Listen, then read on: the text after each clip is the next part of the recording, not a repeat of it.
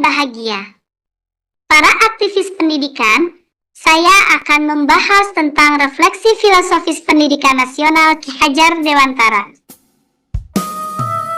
Ki Hajar Dewantara mendefinisikan pendidikan sebagai tuntunan, menuntun segala kodrat yang ada pada murid agar mereka mencapai keselamatan dan kebahagiaan yang setinggi-tingginya, baik sebagai manusia maupun sebagai anggota masyarakat. Pendidik dapat menuntun kekuatan kodrat hidup dan tumbuh murid untuk memajukan perkembangan budi pekerti, pikiran, dan jasmani murid agar murid dapat memperbaiki perilakunya. Menuntun potensi murid bertujuan agar ia semakin baik adabnya dan untuk mendapatkan kecerdasan yang luas sehingga ia terlindungi dari pengaruh-pengaruh yang dapat menghambat bahkan melemahkan potensi dan kekuatan dirinya.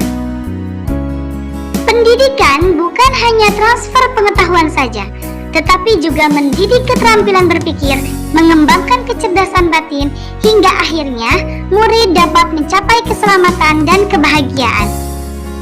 Menurut Ki Hajar Dewantara, pendidikan yang sesuai dengan bangsa kita adalah pendidikan yang humanis, kerakyatan, dan kebangsaan.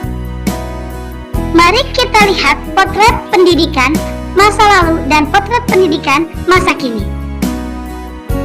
Berikut adalah perbedaan pendidikan masa lalu dengan pendidikan masa kini dalam proses pembelajaran.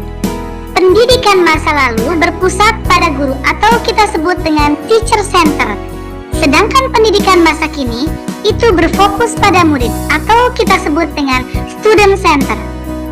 Pendidikan masa lalu menerapkan hukuman yang menyiksa, sedangkan pendidikan masa kini menerapkan kesepakatan kelas.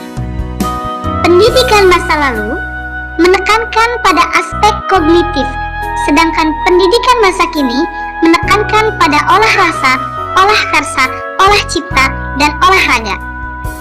Pendidikan masa lalu hanya proses transfer pengetahuan, sedangkan pendidikan masa kini pendidikan yang mendidik keterampilan berpikir dan mengembangkan kecerdasan batin.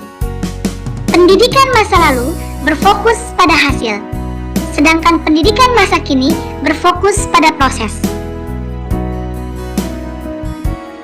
Adapun penerapan pemikiran Ki Hajar Dewantara yang bisa diterapkan di kelas adalah sebagai berikut: menjadikan siswa sebagai pusat pembelajaran, merancang pembelajaran yang interaktif dan menyenangkan, menerapkan sistem AMO.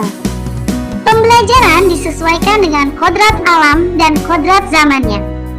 Pembelajaran dilakukan dalam rangka menuntun murid dalam perbaikan perilakunya.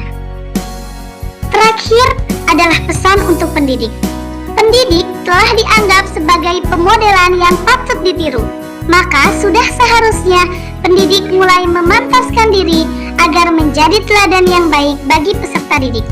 Ketika di depan, hendaklah menjadi teladan. Ketika berdampingan, hendaklah menjadi penyemangat.